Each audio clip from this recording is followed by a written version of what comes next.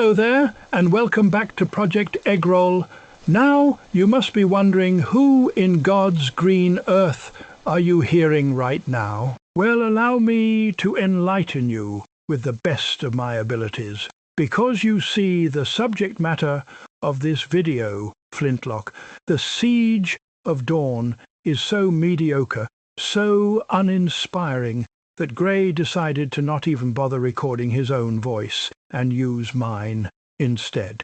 Although this is not the voice you are used to hearing when game reviews are uploaded in this channel, I assure you that every word uttered in this short review of the game are 100% Grae's words and thoughts.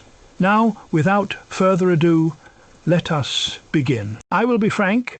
This review is based on approximately 3 hours of gameplay.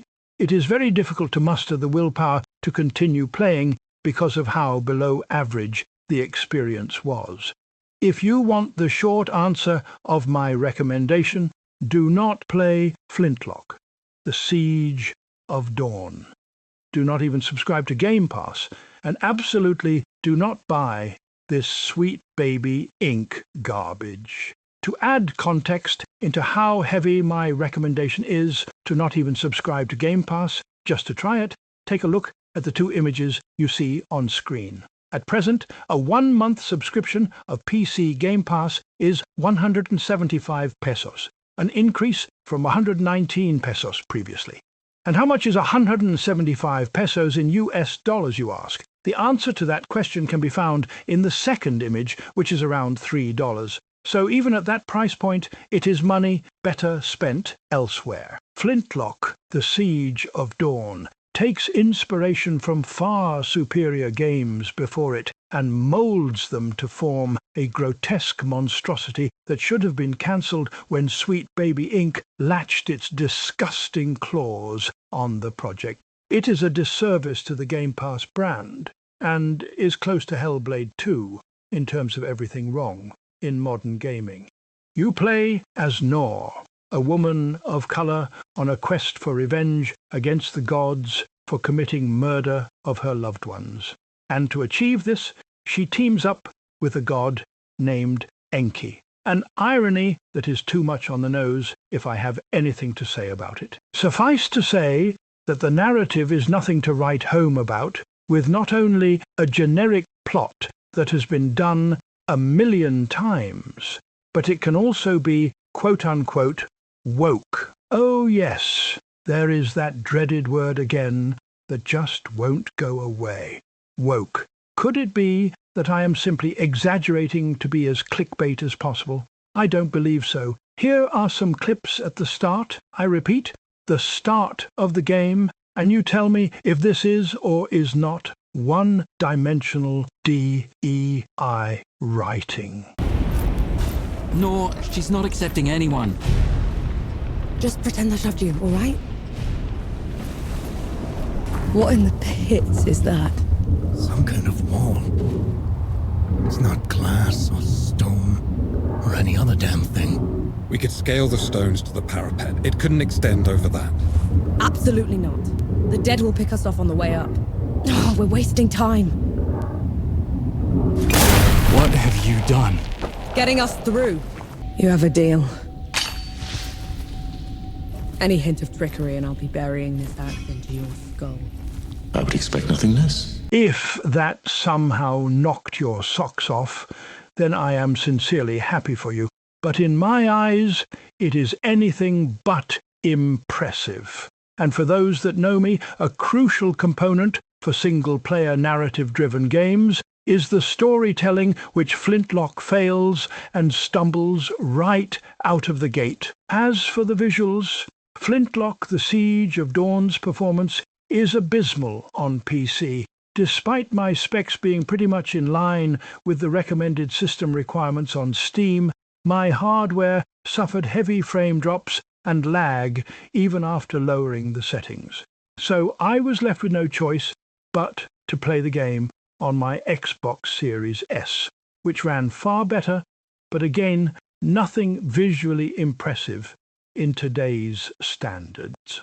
Textures look muddy and dated. Even the design of key characters in the game appear bland. The models of terrain and particle effects feel copy-pasted templates from Unreal Engine 3.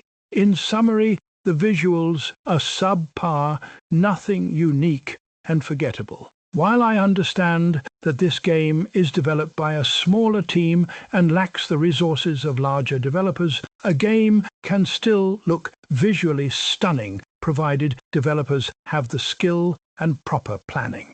If you require evidence of this claim, then look no further than Kena Bridge of Spirits. As far as I know, the team behind that game did not even accept Game Pass money from Microsoft, and still managed to look superior in every way in comparison to whatever this is. Okay, now we know how Flintlock is written, how it sounds and how it looks. But like every other video game since the beginning of time, the most important question of them all: how is the gameplay? Like I said earlier, Flintlock, The Siege of Dawn is a third-person action Souls-like game that takes inspiration from other titles such as God of War 2018 and Souls-like games, and does everything that made them special far worse, resulting in an average at best experience. And that is me being very generous. Combat feels janky, sluggish and unfulfilling, your arsenal being the axe, of course the flintlock pistol, a long-range rifle, and Enki's magic, with the latter being the quote-unquote unique feature. The axe is for close-range combat, the pistol to shoot at a short distance and the rifle for long-range sniping. You have the standard evade, guarding and parrying, with the incentive of being able to counter-attack and deal massive damage if you parry at the right moment. But again, what perhaps separates this game, or at least tries to from others, is Enki's magical abilities. I won't bother using the in-game terminologies or jargon, but in a nutshell, the way Enki's magic works in combat is upon casting it to an opponent, a gauge appears and fills up when it successfully lands on the enemy. Once the gauge is full, Nor will perform an animation sequence upon attacking that deals heavy damage to standard opponents or break the armor of higher-tier foes, lowering their defense immensely for the rest of the battle. Enki is also able to cast devastating magic upon filling your magic gauge. This, alongside management of your ammo, healing potions, are fundamentals of Flintlock's combat, which again, while it works, brings nothing new to the table in a long list of highly revered games that have executed this much better. Defeating opponents yields points, called reputation, which you can use to spend on upgrading or acquiring new abilities in the skill tree or upgrading weapons. In Flintlock, you are able to stack these points for higher multipliers depending on your performance in battle, and only cash in when you wish. So it is a balance of increasing your points accumulation and obtaining them permanently to mitigate the risk of losing all of them should you perish in battle. Other gameplay features are retaking territories scattered in the game world to unlock new villages, purchasing goods in said villages for cosmetics and items to aid you on your journey, and playing a mini-game called SBI. To put it simply, SBI is a one-on-one game where you and your opponent have coins positioned in the board. The goal is to either create a triangle with your coins while your adversary stops you from doing so, and vice versa. While it can be fun to play SBI for a game or two, it can quickly get boring, and you will more likely than not play it to obtain reputation points, and not because it is fun to play. Overall, Flintlock, The Siege of Dawn, is a mediocre game that should never have been released in today's harsh game development climate. It does nothing special with horrible writing, visuals, and average at best gameplay. Sweet Baby Inc. has potentially destroyed the future of another development studio, and looking at the concurrent players at Steam, it has most likely already happened.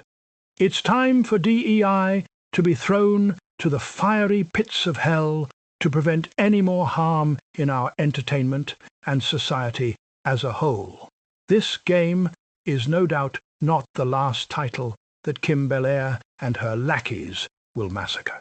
To game developers and publishers, please do not give in to their blackmailing tactics and fight back.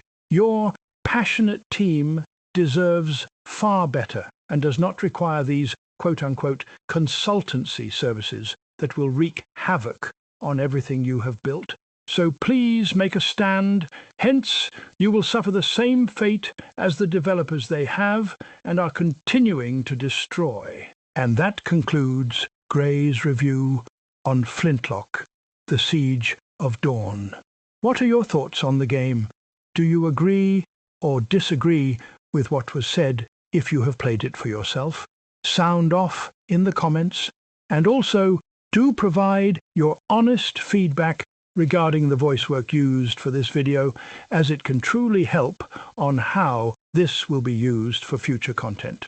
Once again, thank you for watching, and do consider subscribing for more awesome content, and I will see you next time.